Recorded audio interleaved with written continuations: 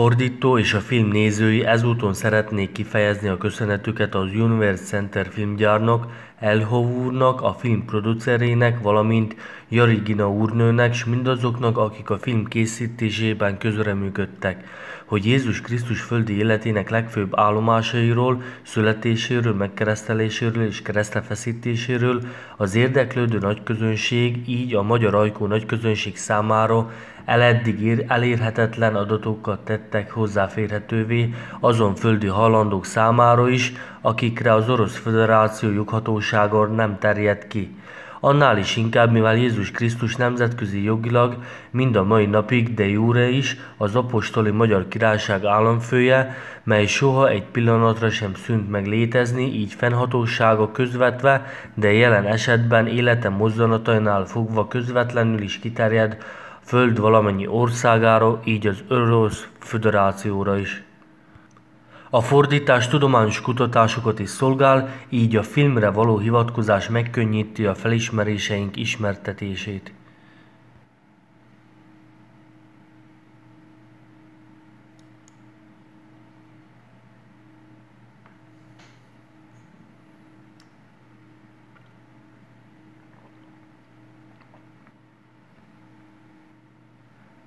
Térjünk vissza ismét Konstantinápolyba. Van-e ott valami hasonló? Úgy tűnik, hogy van. Ez az ismert Ciszterna bazilika. Hatalmas, föld alatti víztározó, amely 80 000 köbméter vizet tárol édesvízből, s amelyet nem messze Szent Szófia templomtól építettek az építésével egyidejűleg. Állítólag a 6. században. A föld alatti helység méretei lenyűgözők. A 145 méter x 65 méter, a ciszterna mennyezetén lévő böltévek 336 pillére nyugszanak. 12 sorban 28 darab 8 méteres magasságú oszlop. Az oszlopok 4,8 méter távolságra állnak egymástól, tűzálló téglából vannak, a 4 méter széles falai különleges víznek ellenálló felületűek. Ilyen föld alatti víztározó a jelenlegi Isztambulban több mint 40 van. A vizet a ciszternába vízvezeték és akvadukt viszi, többek között Isztambul legnagyobb akvaduktja Valenta a belgrádi erdőből, amely 19 kilométerre van északra a várostól.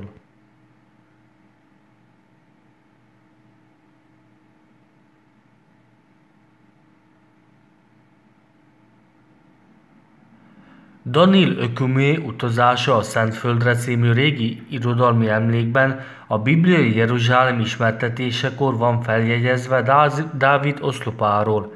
Ebben a következő áll. Ez az oszlop 4 sarokban van kialakítva, benne a víz sok. Ciszterna fenséges föld alatti víztározója tekinthető, valójában az a bizonyos jeruzsálemi sok víz, amely az oszlopok között található.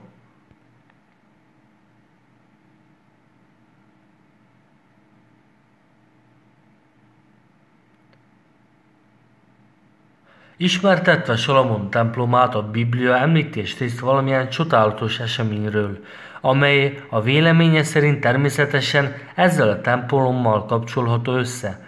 A Biblia ezt az edényt nagyon érdekes névvel illeti. Tenger több mint 12 bakon, nézzük meg, hogy mit mond erről a Biblia.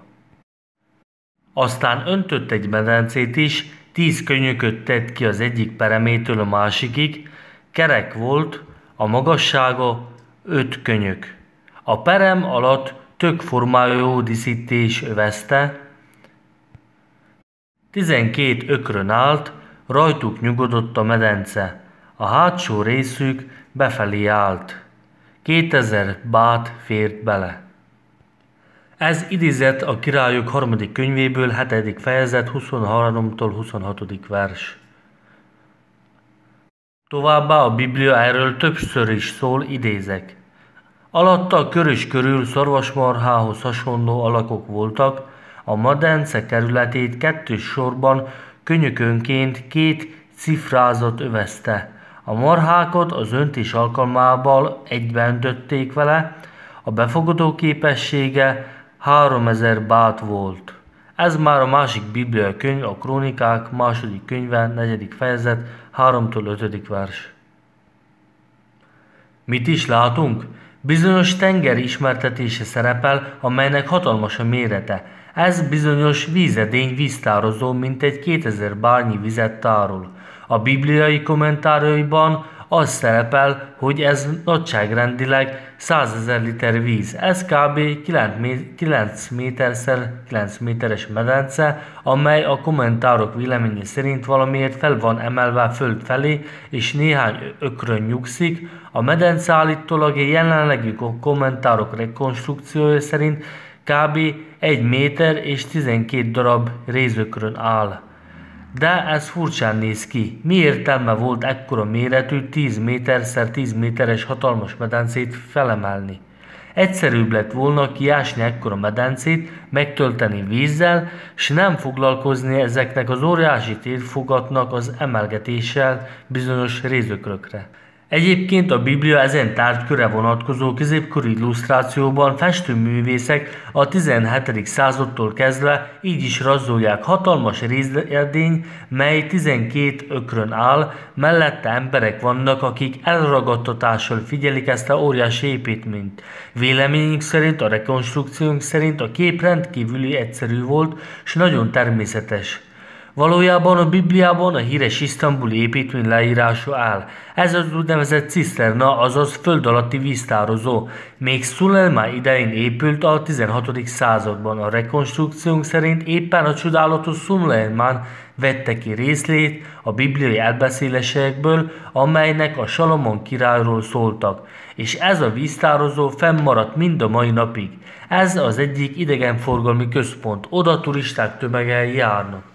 Ez óriási föld alatti víztározó, ciszterna azért épült, hogy ellássa Isztambult vízzel, se érthetővé válik, hogy mely 12 darab ökörről van szó a Bibliában. Ebben a híres ciszternában, hatalmas föld alatti víztározójában valójában 12 sornyi hatalmas oszlop áll. Ezt a 12 sornyi hatalmas oszlopot nevezte a Biblia feltételesen a 12 ökörnek. Figyeljenek fel egyáltalán arra, hogy a szláv nyelvben a vol oszlop és a val bivaj szó gyakorlatilag egyforma hangzású. A szógyök egy és ugyanaz, a magánhangzók különbözők csak, a vol és a val. A Biblia szerzői vagy összekeverték, vagy szándékosan a 12 ökröt a vol bivaj szóval, s ebből az adódik, hogy ez állat. A festőművész nem értette meg a dolog lényegét, és 12 sornyi oszlop helyett 12 darab állatot rajzolt. Bigát, amelyek állítólag tartják ezt a víztározót. Most pedig forduljunk József Flaviushoz, nem csak a Biblia meséli Salamon csodálatos építményéről, hanem a híres szerző is. Íme ezt írja József Flavius.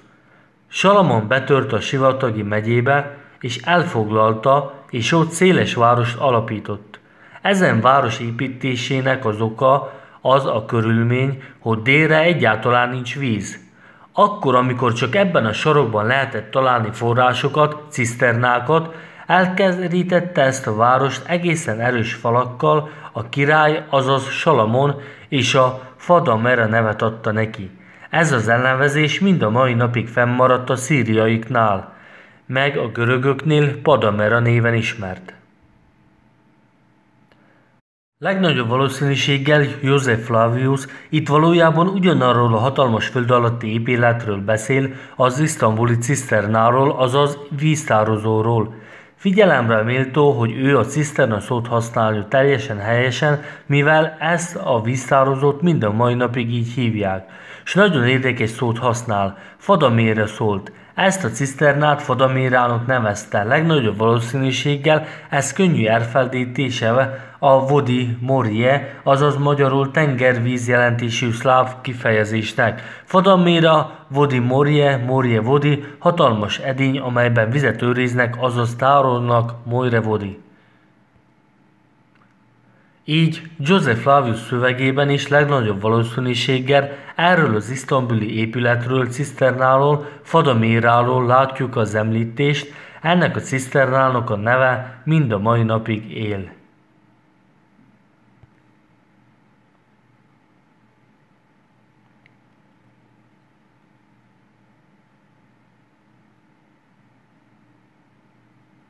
Albrecht Altdorffren híres középkori német festőművész képe a bibliai Golgotát ábrázolja, azaz azt a Jeruzsálem közelemben lévő hegyet, ahol Jézus Krisztus keresztre feszítették.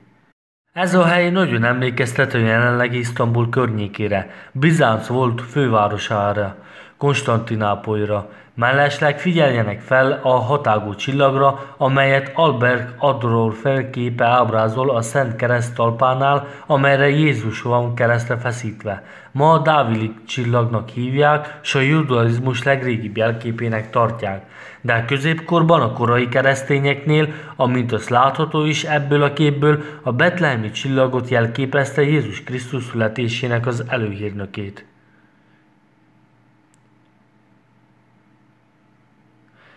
A jelenlegi történészek azzal a körülménnyel magyarázzák a bibliai Golgota tájának a középkori festőművészek ábrázolásain tapasztalható eltérését, a jelenlegi Jeruzsálemben lévő nem túl szép s nem magas domb környékéhez képest, melyet a Golgota Szent hegyének neveznek, hogy úgymond a festőművészek akkoriban tudatlanok és műveletlenek voltak.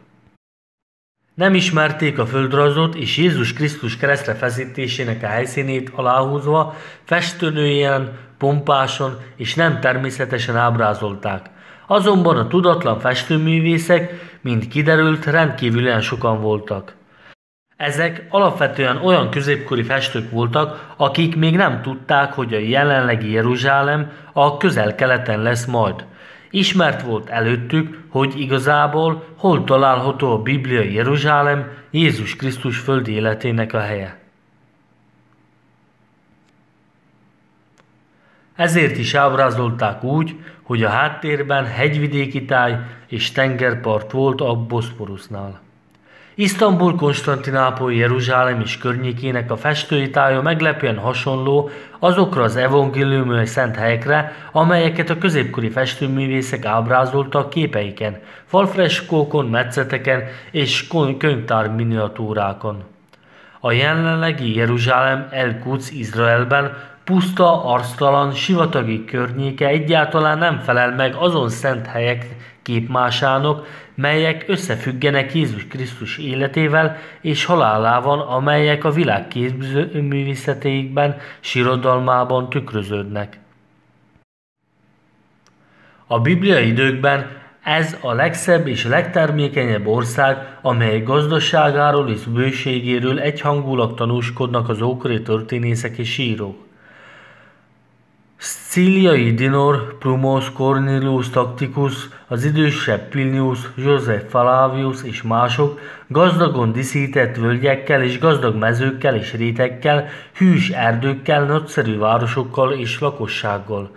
A termékenység Palesztinából rendkívül volt. A búzát, szőlőt, az árpát, rizst, csicsereborsót és gyapotot nagy bőségben termesztettek itt. Rózsák, liliomok, narciszok és más jó illatú virágok birították be a virágzó kerteket. Balzsamcserje, tölgy, mandulafa és kenyérfa, granátfa, pálmafák, cédrusok hatalmas mennyiségben nőtt ott. Különlegességével, termékenységével és gazdagságával tűnt ki Galilea a saroni síkság, s a Libanon, hogy élelemmel eltartotta az Asszán és Hedron völgyét. Méhészet szintén fontos foglalatosság volt a gazdaságban Palesztinában. A fémekből, rézből, ezüstből és aranyból, sőt még drágakövekből is. A Bibliában Palesztina a legszebb és legtermékenyebb földként szerepel, amely tejjel és mézzel folyik, amely megtelik vízzel az égi esőtől. A jelenlegi Palesztina város jelentős mértékben köves, homokos, víztelen sivatag, viszonylag termékenyebbek, csak a szűk sáv tekinthető a tenger mentén. A hegyvidéki környék, a puha, a gyagos talaj csak a sziklák mélyedésében található, ahová be tudják mosni a téli esők a hordalékot. A helyi lakosok legnagyobb gondja ennek a csapadéknak a megőrzése, illetve tárolása.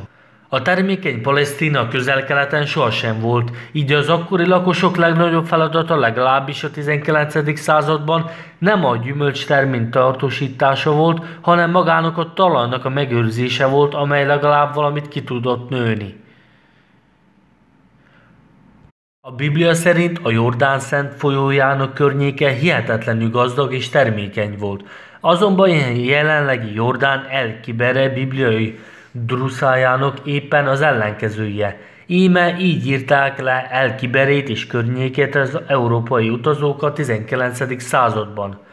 A Hule-tó és Tiberias-tó között az El-Kibere medre régi lávapatakok válták ki. Innen a Hol-tengerig az El-Kibere hossza 110 km. Magának a folyónak a szélessége itt 15 méter tesz ki. A víztározója a Hol-tenger partja vad és sivatagi. A környező mezőkön érezhető a víz égető hiánya az egész magaslaton sávon.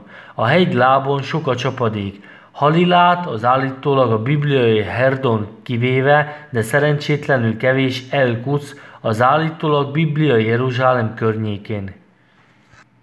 Itt nyilvánvaló ellentmondást látunk Palesztina gazdagságával és termékenységével, lenyűgöző tájának bibliai leírása és között a lehangoló táj között, amelyet ma lehet látni Közel-Keleten. Mindenből logikus következtetés adódik, hogy az ismert evangélium események, amelyek Jézus Krisztus születésével, életével és halálával kapcsolatosak, a valóságban tökéletesen más helyszíneken mentek végbe.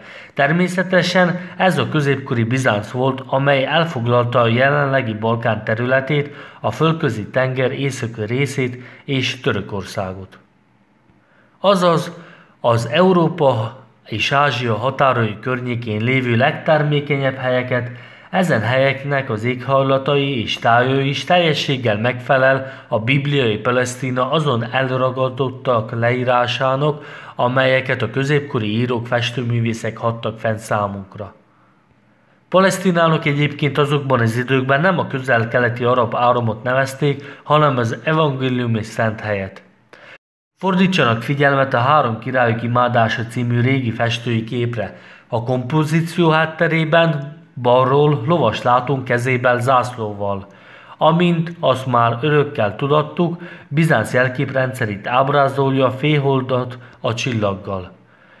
Ezt még egyszer bizonyítja annak a gondolatát, hogy Jézus Krisztus nem a Közel-Keleten született, hanem Bizáncban. A kép a középkori ruházata és személyiségei pedig a lovon ülő lovak fénypálcélán lévő jelek a születésének az idejéről szólnak. Ez természetesen nem az első század, hanem a 12. század a jelenlegi feltételes időszámításunk szerint. A bizánci jelképrendszert, a félholdat a csillaggal lehet látni más régi nyugat-európai festővásznokon is, amelyek az evangélium eseményeknek vannak szentelve, amelyek kapcsolódnak Krisztus életéhez és halálához. Hieronym Bosch képén egyszer homo, íme az ember, amelynek a jelenete, mint ismeretes, az evangéliumi Jeruzsálem utcáin bontakozik ki, egyértelműen látjuk a kétszer ismétlődő bizánci félholdat. A kompozíció hátterében lévő vörös zászlón és az őr alabárdján.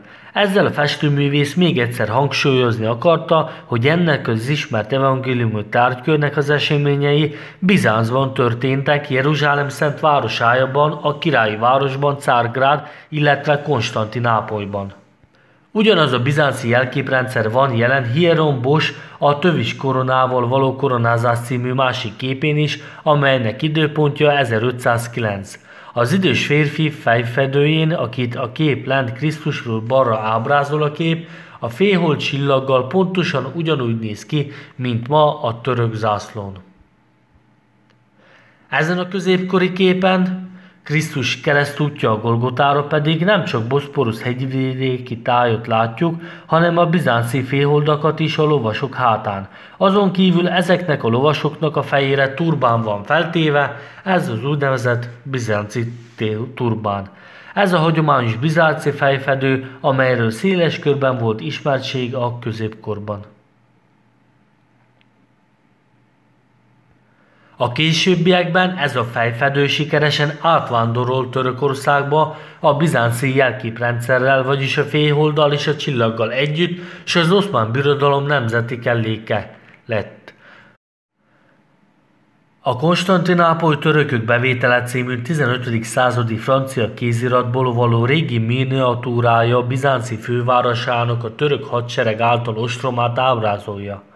A törökökön egyébként nem látunk egyetlen egy turbánt sem. Viszont Konstantin paleolog bizánci császár fején s Konstantinápoly más védő fején a festőművész, amint az illendő, turbánt rajzolt. A császári sátor csúcsát pedig, amint kell, bizánci félhold égesíti, amely később Bizánc eleste után oszmán lett.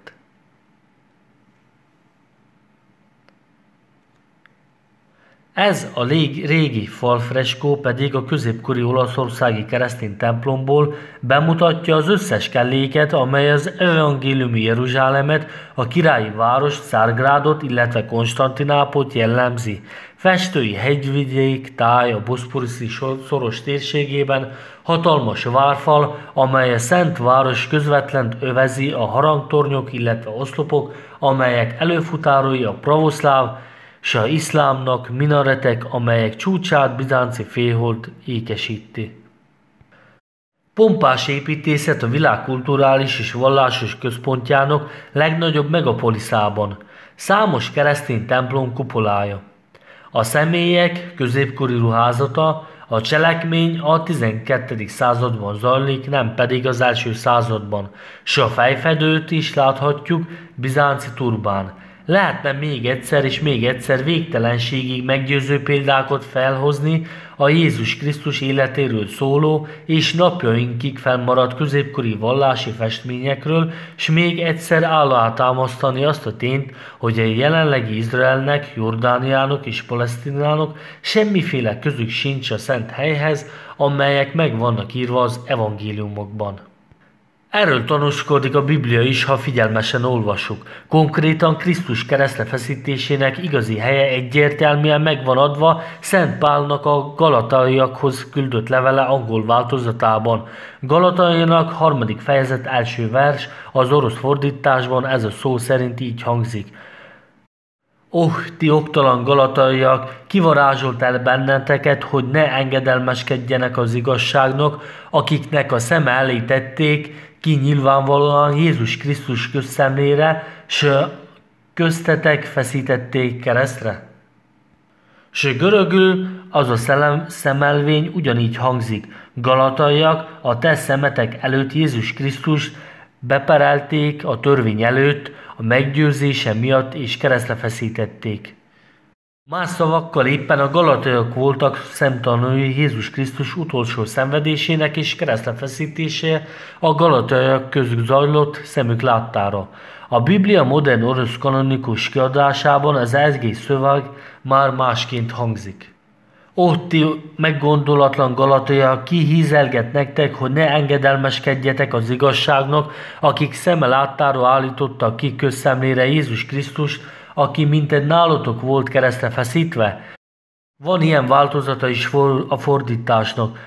Értetlen galataiak, ki varázsolt el benneteket, kik szeme előtt Jézus Krisztus nyíltan keresztre feszítve volt ábrázolva? A szöveg görög nyelvről orosz nyelvvel való lefordításakor tudatosan elferdítették a szemelvény és Pál galataiaknak szóló levele szövegének az értelmét. Ezt a hamisítást azért csinálták, hogy megtévesszék a hívő keresztényeket, akiknek ekkora már kijelentették, hogy a Szentföld most már nem Boszporusznál van, hanem a Közel-Keleten. Ez a precedens nélküli döntés a Trinity Egyetemes kanonikus zsinaton fogadták el 1545-ben. S ezt a Moszkvában a 100 fős pravoszláv zsinat is támogatta 1551-ben. Éppen ettől az időtől fogva az összes festőművész az evangéliumi eseményeket, amelyeket Jézus Krisztus születésével, megkeresztelkedésével és keresztre feszítésével voltak kapcsolatosak, elkezdte a sivár víztelen palesztin tájon ábrázolni. Ismét térünk vissza a galataiakhoz, ismert, hogy a galataiak azokban a távoli bibliai időkben Galatában éltek, magas dombból, nem messze a bizánci királyi várostól, azaz Konstantinápolytól nem messze, jelenlegi Isztambul környékén. Itt mind a mai napig megvan a régi galátai torony, s ez a helyet úgy hívják, hogy Galáta. A galataiak éltek Dardanellákon is, Gallipolisban, amelyek a jelenlegi Gyribló város a Fekete-tenger északnyugati részén, Galat város térségében, Romániában, de semmiféleképpen sem Palesztinában. Közel-keleten galataiak egyáltalán nem voltak sohasem.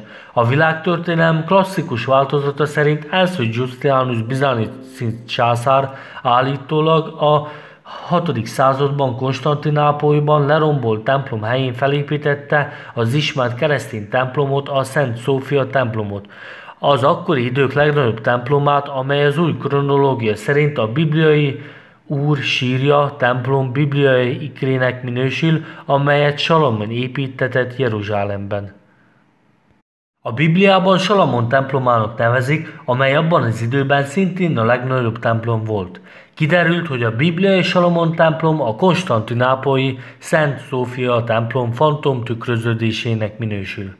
Továbbá Salamon király első Giustianus is egyben, s az ismert csodálatos Szulajmán tükröződésének minősül, aki az ottomán birodalom egyik legkiemelkedőbb vezére volt. Ezért a Szent Szófia templom Salamon temploma. Abban az alakban, amelyben ma létezik, nem a 6. században, hanem a 16. században épült, feltételesen a mi időszámításunk szerint. Ez volt a hatalmas építészeti épület megépítésében az első tapasztalat. Ez nem túl sikeresen sikerült. Kb. 200 évvel a felhúzása után a templom elkezdett szétcsúszni, mivel nem volt képes elbírni a hatalmas kupolát. S második Szulajmán szultánnak nagyon erős kőtámaszokkal kellett kitámasztani oldalról. A 17. század elejéig, illetve lehet, hogy később is a Szent Szófia templom, ahol már több évtizede imádkoznak a szultánok, nem változtatta meg a keresztény arculatát. S más szavakkal az isztambuli szultánok egészen a 17. századig, de még meg lehet az is, hogy a 18. századig keresztény templomban imádkoztak. Ez természetesen nem illeszkedik az oszmán ottománokról belénk táplált előítéletünkbe, de kitűnően megfelel az új kronológiai rekonstrukciójának. Hiszen az oszmánok az Oroszország hordából származnak, keresztények voltak, keresztény templomokban imádkoztak, az egyházi mozaikokat nem fedték el vakolattal. Az összes alapvető változást a szenttartásaikban az ikonváltozás korszakához kötődik, amely csak a 17.-18. században jelentek meg, egészen az iszlámnak Törökország alapvető nemzeti vallásként való felvételéig. Az egyik legékesebb bizonyítéka annak, hogy Szent Szófia templom a 16. században épült, nem pedig a 6. században, nem más, mint a süllyedésének a szintje, pontosabban süllyedésének a hiánya. Bármely ókori építészeti épület belesüllyed a felhordott kulturális létekbe, mintha belemenne a földbe, s akkor, hogy tovább működhessen, áthelyezik az alsó emelet nyírászáróit, a régieket pedig befalazzák. Szent Szófia templom mellett található régi bizánci templom, Szent Piroska temploma, amint azt a történészek állítják, mindkét épületet ugyanabban az időben építették. Azonban a Szent Piroska templom több mint 2 méterrel lement a földbe, lesüllyedve a kulturális réteg felhalmozódott talajába másfél évezred alatt, ami a régészek szavai szerint az építése óta eltelt.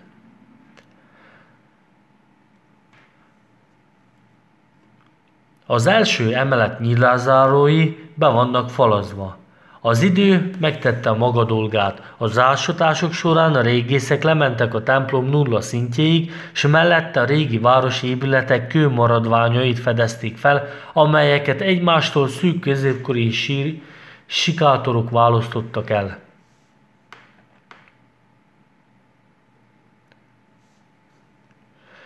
Most pedig nézzék meg a Szent Szófia templom homlokzatát. Nincsenek rajta befalazott ablakok, sajtók. A történészek azt mondják, hogy úgymond nagyon erős alapzatra épült, ezért is nem süllyedt le. De nem az épület alapzatáról van szó, a kulturális réteg senkit nem kímél, s ha a Szent Szófia templomot a 6. században építették volna, amint azt a történészek állítják, akkor akárcsak a Szent Piroska templom belesüllyedt volna az ide hordott kultúrrétegbe. Ezt megértve a török régészek megpróbálták kijavítani a hibát. A templom bejárata előtt árkot ástok és kidíszítették a fedett homlokzat töredékeivel, amely mintha földbe süllyedt volna a kultúrrétegben. Első pillantásra nálunk minden meggyőzően sikerült, de az első emelet ablakai és bejárati ajtajai az előző szinten maradtak. Kiderül, hogy amikor a templomot építették, az érkezők a bejárati ajtóhoz falnak döntött lépcsőn másztak fel, vagy valamilyen más csodás módon, például falon lévő létrán. Még egy másik vitathatatlan bizonyíték annak, hogy a bizánci Konstantinápolyban sohasem volt a Nagy Szent Szófia templom, nem más, mint az a tény, hogy a birodalom legfőbb keresztény székesegyházában 7 évszázad alatt nem volt eltemetve egyetlen egy bizánci császár sem. A császárok összes temetése beleértve Giustianust is, a családtagjaikat, s az egyetemes patriarchákot, a szent apostolok nem nagy konstantinápolyi temploma sírtelmében történt, amelynek a helyén később II. Mehmed szultán a Fatima mecsetet építette meg. Viszont attól még Szent Szófia templom sírtelmében maradt harmadik Murád, első Szelim, harmadik Mehmed, első Mustafa Oszmán szultán, mindebből az a logikus következtetés adódik, hogy a legnagyobb keresztény templom a világon, a Szent Szófia templom Isztambulban, amelyet a 16. században a csodálatos II. Szulajmán szultán építetett, egyben az a bizonyos bibliai Salamon templom a kupoláján bizánci féholdal. Ez volt a legnagyobb templom, amelyet a világ központjában építettek Jeruzsálemben, a királyi városban, Konstantinápolyban, Boszporusznál, nem pedig a vad és víztelen, lakatlan sivatagban a Közel-Keleten. Amikor a 16. században a nem nagy arab helység El-Qudsot átkeresztelték a bibliai Jeruzsálemmé, akkor természetesen a környéken találtak a várfalon túl olyan hegyet is, amelyet Golgotának neveztek el.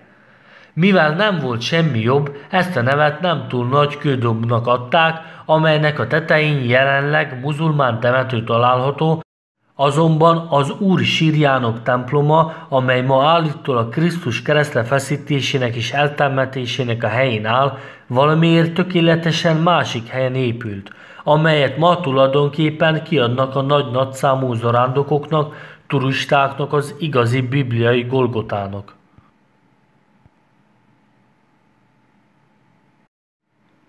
De ha már pontosan tudjuk, hogy Jézus Krisztus nem az arab El-Quds nevű helységben a Közel-Keleten hirdette az igét és feszítették keresztre, hanem Jeruzsálemben, a királyi városban, illetve Konstantinápolyban, akkor van-e a jelenlegi Isztambul környékén olyan hely, amely hasonlít az evangéliumi Golgotára? Úgy tűnik, hogy van. Ez a Bejkosz hegy, a legmagasabb hegy a felső Boszporuszon, a tetején a Szent Jusa óriási jelképes sírja található. Mivel Jézus név törökül úgy hangzik, hogy Jusa, kiderül, hogy a Bejkosz hegy híres bibliai Golgota, Jézus Krisztus keresztre feszítésének a helyszíne, amelyet Mihal Bulgarov ismertetett a Mester és Margita című regényében. Ma Jusa, Jézus sírja alig ismert valaki előtt Törökország határain túl, ezért megpróbálunk róla röviden mesélni. Nos, íme ezt írta a Bejkosz hegyről a 19. század végi török történész Jalal Assad, követve a Boszporusz partvonalát elérünk egy kis kikötőig, amelyet úgy hívnak, hogy Skudulzse, ahonnan lépcső vezet a legmagasabb hegyre a felső Boszporuszon. Ennek a hegynek a tetején található Jusa, azaz Józsué, Jézus Navin oroszul, sírja. Oda igyekszik sok beteg ember, abban a reménykedve, hogy általa gyógyulást nyernek a nyavajáitól. A Szent Josa Józsué sírját a Békusz-hegyen ma is meg lehet tekinteni. Lapos, négyszögletű magaslati övezetet jelent 17 méter hosszúsággal és kb. 2 méteres szélességgel. És a helyi lakosok körében vallásos imádott tárgyát képezi. A sírt magas fémrács veszi körül, hogy a nagyszámú zarándokok ne érhessenek a Szent Földhöz a kerítésen belül. A síron 2 henger alakú kő van felállítva, amelyek nem nagy malomkőre emlékeztetnek. Az egyik középpontjában a felső oldalon négyszögletű üreg látható, és jól észrevehető benne a repedés. Az egész épületet magas kőfal veszi körbe, amelyben 2 ajtót és néhány ablakot csináltak. A zarándokok bemennek az egyik ajtón, körbejárják a sírt, s kimennek a második ajtón.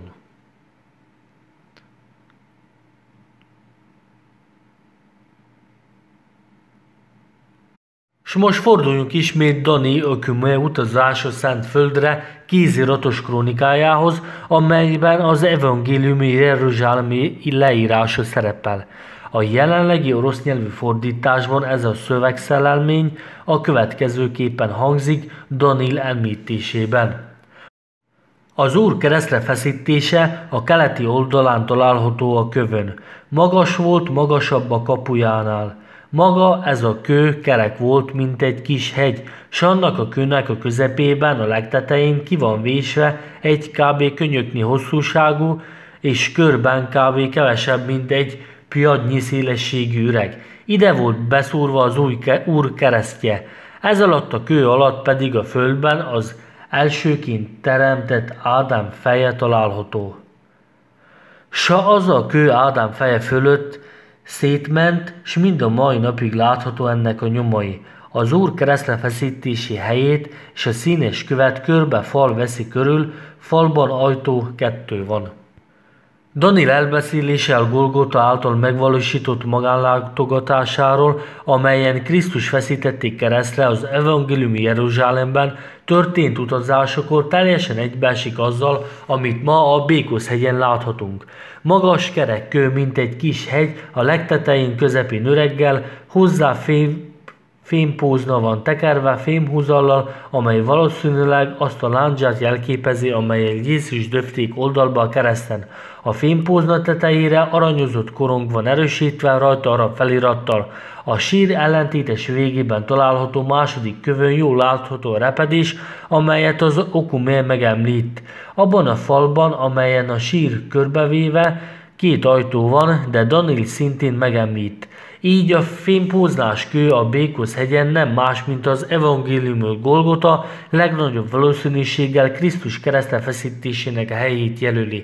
Éppen itt állt a Szent Kereszt, amelyre keresztre feszítették Jézust. Továbbá Danil azt írja az Úr keresztre feszítéséről a levételeig, van kb. 5 szadzsen. Amint már mondottuk, valóban a sír ellenkező végében kb. 15 méter távolságra hevel a második ugyanakkora átmérőjű kő benne repedéssel. A legnagyobb valószínűséggel azt a helyet jelöli, ahová Jézus öltesztét helyezték, miután levették a keresztről. Mellesleg Danil Öküme a saját jeruzsálemi zarándokla helyéről nem úgy mesél, mint valós sírról, hanem mint keresztrefeszítés helyéről. Most már minden a helyére kerül, fallal és ráccsal nem Jézus sírát vették körül, hanem azt a szent helyet, ahol a Golgotán, ahol a keresztre feszítették. Ami pedig az Úr sírját illeti, nyilvánvalóan nincs már meg. A Békusz-hegyen a Danil kőszarkofágáként írta le kis gödör, amely a sziklába van kivájva, vagyis sziklából kivált kis barlangocska, ráadásul kis ajtókkal.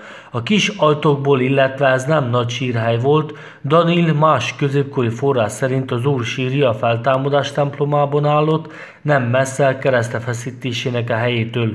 Napjainkban Josué Isza sírjának falához ténylegesen kőépület van hozzáépítve, itt most nem nagy mecset található, azon kívül, amint a Jalal Asad megjegyezte, ezen helyen meglátogatásakor valamilyen régi bizánci építmények romjait látta, lehet, hogy templom maradványai.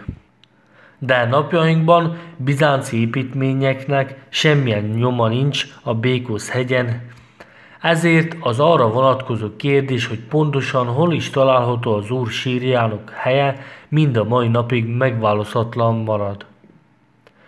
Térjünk vissza ismét Danilhoz, azt írja, hogy a keresztfeszítés helyétől lentebb a legszélső helye, ahol a pihenőhely van. Ha leereszkedünk a lépcsőfokokon, jusson Jézus sírtól, akkor vízszintes kis térrel lehet kijutni, amely meredeki lejtőhöz vezet a Boszporusz felé. Ezt a bizonyos legszélső hely, amely Danil megemlít. A kőfal körül, amely keresztfeszítés helyét veszi körül, nem túl nagy temető van kialakítva. Lehetséges, hogy oda vannak eltemetve Jézus rokonai.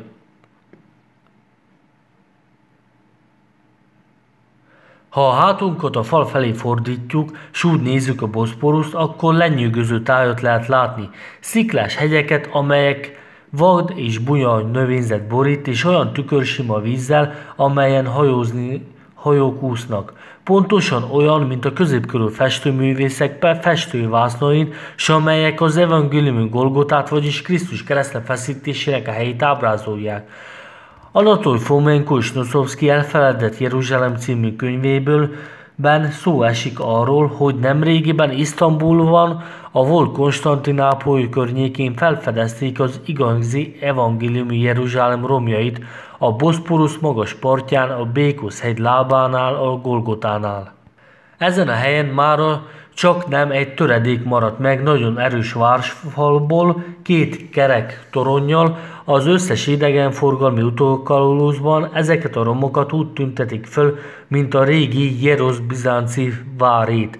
A görögül egyébként Hierosz szó azt jelenti, hogy szent hely.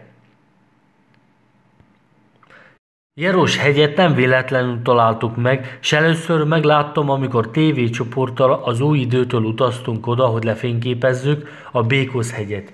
Sírhelyet kerestünk, s tulajdonképpen azután, hogy lefényképeztük Jussa Jézus sírját a Békusz hegyen, megkértük a taxist, hogy vigyen bennünket a legközelebbi temetőbe, s akkor ő elvitt minket bennünk a Jeros, azaz amelyet mellett a temető látható.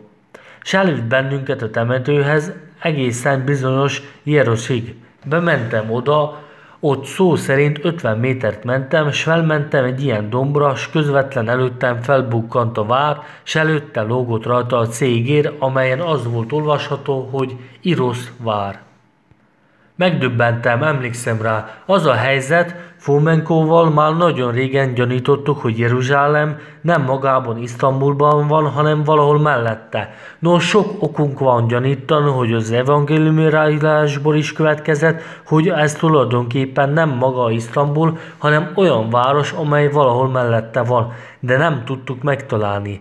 Ezen sokat törtük a fejüket, tökéletesen nem számítottunk arra, hogy ezen elnevezés, hogy Iros, közvetlenül ott helyben megmaradt. De ez a kérdés nagyon nyugtalanított bennünket, s állandóan eszünkben volt. S akkor a saját szemünk előtt megtaláltam ezt a lenyűgöző képet, két tornyot, várat, s egész várost a maradványokkal, ráadásul közvetlen közelében található a szomszédhegy, a Golgota, a Békusz hegy, s tulajdonképpen ott kell legyen.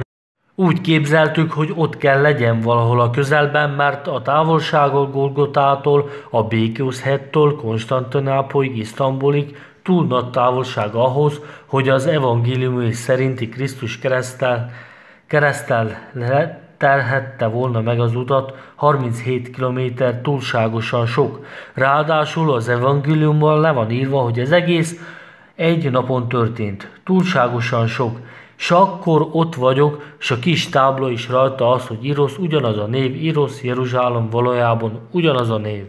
És ez ekkor engem természetesen megdöbbentett, egyszerűen megdöbbentett. S utána sokszor voltunk ott, és kiderült, hogy maga a város valójában sokkal nagyobb annál, amint először láttunk, ott csak valójában a belső vár van, Fellegvár.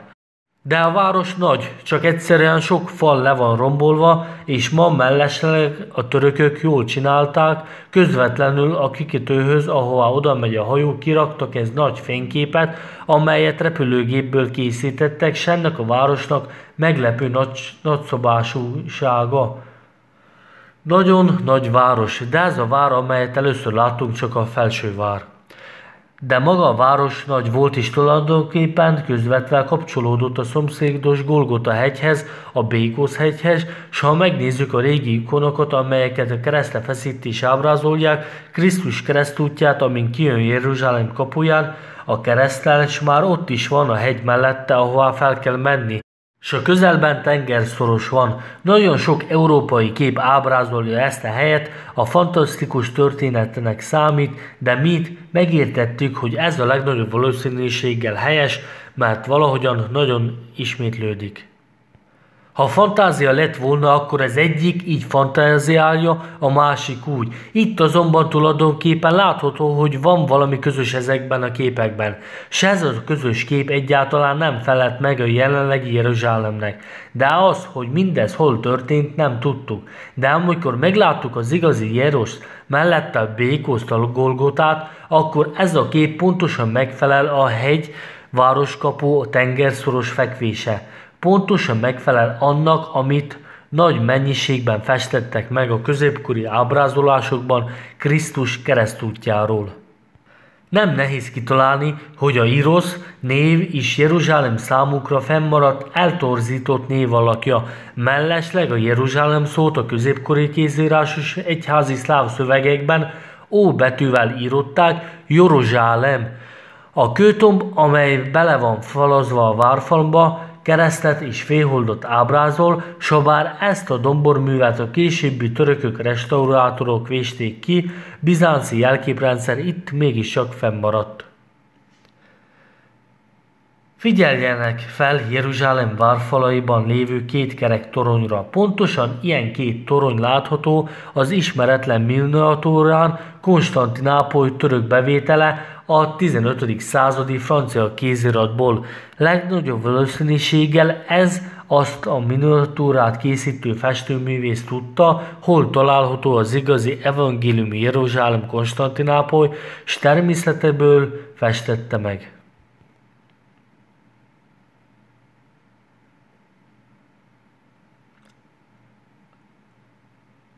Az a történelmi Konstantinápoly, Isztambul, illetve királyi város Szárgrád, mely fennmaradt, mind a mai napig már sokkal később épült.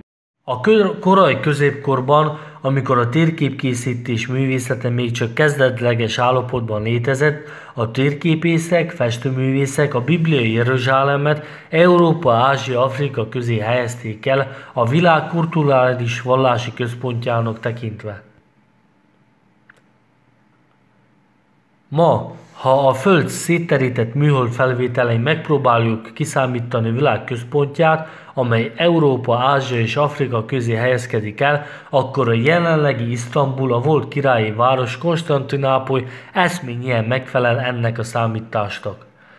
A boszporuszi szoros ezt a várost Európa és Ázsiára osztja.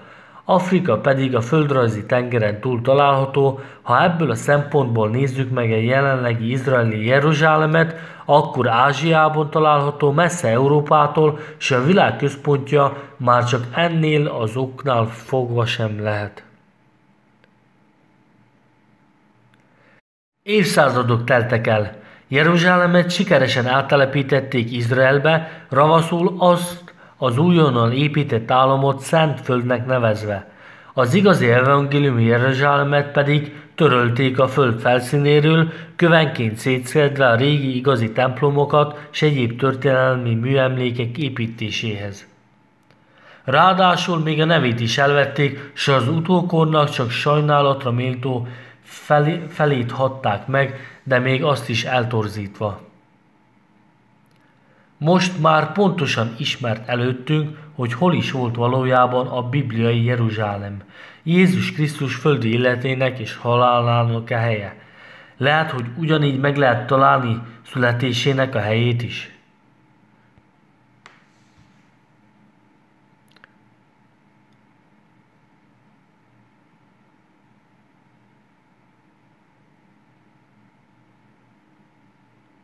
Fomenko és Nosovszky legutóbbi kutatásai szerint ez a hely Krímben található a Feolent fokon, az ókori barlangtemplomokban volt Krisztus születése nem messze Szent György monostortól.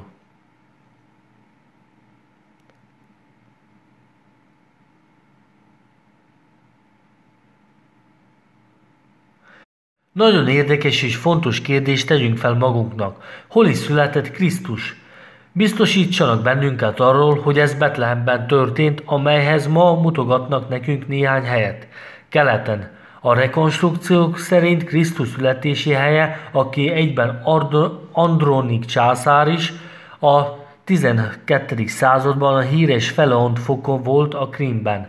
Miért jutottunk el ilyen következtetésre? Miből nyertük ki az érveket ehhez a következtetéshez? A rekonstrukciók szerint Heródes király, aki ebben az időben a királyi városban élt, a királyság vezetője volt, amint azt az evangéliumokból tudjuk. Heródeshez érkezett a 3 királyok, és kérdezték, hogy hol van a nemrég megszületett júdeai király. Heródes izgatott lesz, és kiadta a parancsot, hogy keressék és öljék meg a trónbéli vetélytársát. A 3 királyok pedig keresvént azt a helyet, ahol Krisztus született, hamarosan megtalálták, és némi utazás után is tiszteletüket tették nála, és ez a híres evangéliumi jelenet. A 3 királyok imádása tükröződött több száznyi, ezernyi képen, ikonon és különböző alkotáson. Ha az események Isztambulban kezdődtek, a királyi városban, akkor a rekonstrukciónk szerint a 3 királyok hajója Isztambulból kellett, hogy induljon észak felé, kellett, hogy vegye az iránt a Fekete-tengeren. Hová érkezik a hajó ilyenkor, amely Isztambulból indul, s átszeli a Fekete-tengert? Elegendő a régi volt kapitányok útmutatásaihoz, s bizonyítékhoz fordulni. Nos, mit mond az egyik a régi hajókalauz? Volt kapitány állítja, hogy ha az ember Isztambulból, Konstantinápolyból indul, s ha szigorúan a sarkcsillag felé hajózik, akkor a hajó szigorúan a Feolent fokon lyukad ki. Felmerül a sarkcsillag, s nyilvánvalóan az evangéliumokban szereplő betlehemi csillag 2 dologban tükröződött. Egyrészt az egyik a szupernova csillag felvillanása, a rekonstrukciónk szerint a 12. században, másrészt pedig éppen ez a csillag, a sarkcsillag vezette a napkeleti bölcseket az utazásuk során Jézushoz, a kisdedhez. Ha ez így van, akkor a rekonstrukciók szerint a napkeleti bölcsek hajója a királyi városból elindulva útját a sarkcsillag felé vette, az útmutató sarkcsillag felé, amelyet szintén betlehemi csillagnak neveznek, s hajójukkal megérkeztek a Krímbe, a Feolent fokhoz. Itt nagyon érdekes körülmény van. Kiderült, hogy a Fekete-tenger áramlatai olyanok, hogyha az ember Isztambulból, Konstantinápolyból indul, és ha szigorúan sarkcsillag felé hajózik, akkor az áramlatok az emberi kicsit keletre sodorják, és az ember hajója szigorúan Feolent fokon lyukad ki. A feltételezés merül fel, hogy éppen a Feolent fokon történt meg az az esemény, amelyet úgy ismerünk, hogy Krisztus születése. Ezen a fokon van a híres barlangtemplom, amelyet úgy is hívnak, hogy Krisztus születése barlangtemploma. Amint azt tudjuk az evangéliumokból, Jézus kénytelen volt Egyiptomba menekülni Máriával és Józseffel együtt. Egyiptomai rekonstrukciók szerint az Oroszország horda a 12. században, s a feltételezésünket arról, hogy Andorni Krisztus éppen a Krímben született, Feolent fokon barlangban, s az is alátámasztja, hogy éppen ezekhez a helyekhez kötöttek makacsú legendák a világ megváltójának bölcsőjéről, s ez a legenda a karaimok körében él a Krímben, s szintén legenda a Zeus arany bölcsőjéről.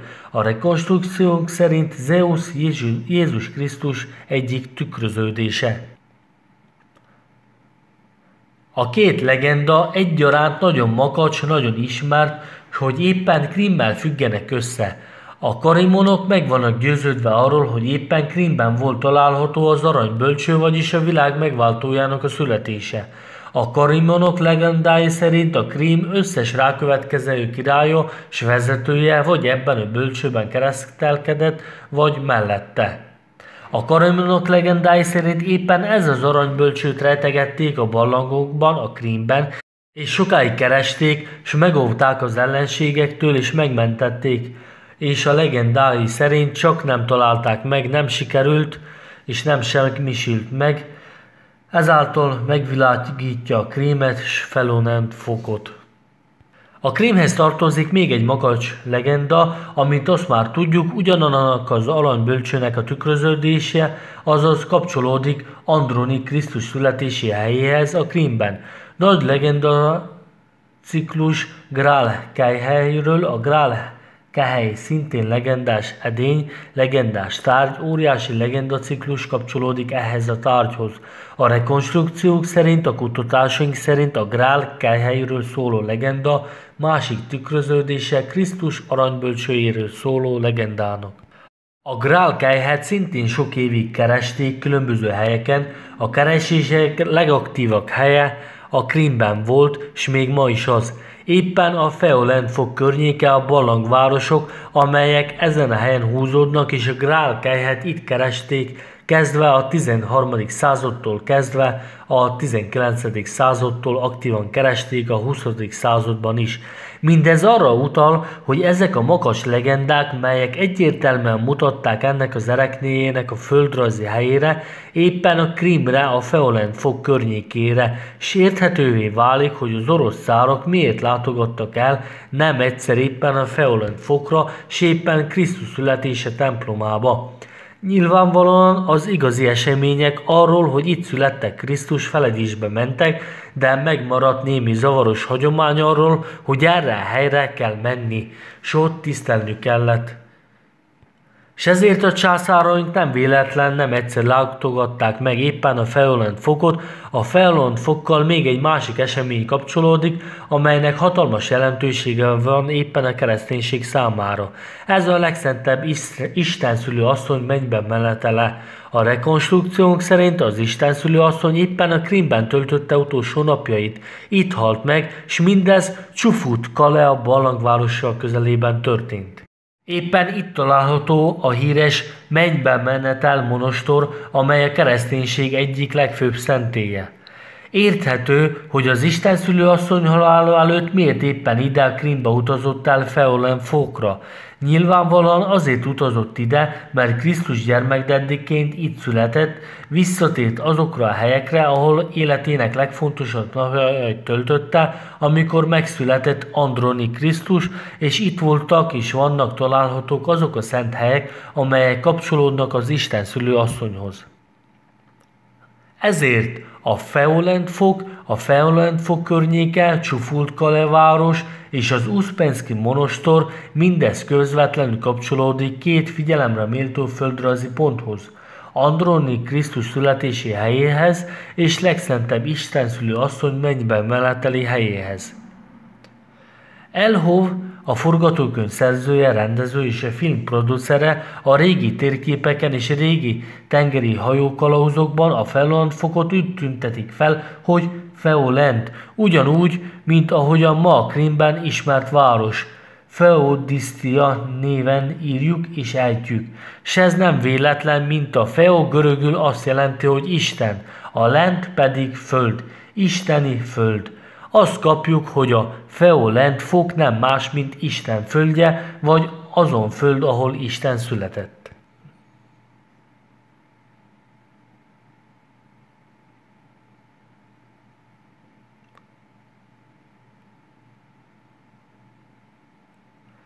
Befejezésként ismét forduljunk a középkori nyugat-európai festőművészek festővásznaihoz, amelyek Krisztus születésének, megkeresztelkedésének és keresztre feszítésének az evangélium eseményét ábrázolják.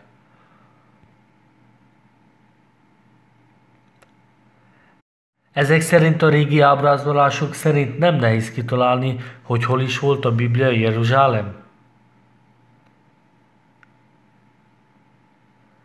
Ezeket a festővásznakat valamennyi kivétel nélkül 1545-ig készítették el, vagyis a sorsdöntő Tridenti egyetemes kanonikus zsinatig, amely után a bibliai szent helyek csodálatos módon a Boszporusznál lévő világközpontból áthelyeződtek Ázsiai központjába a Közel-Keletre.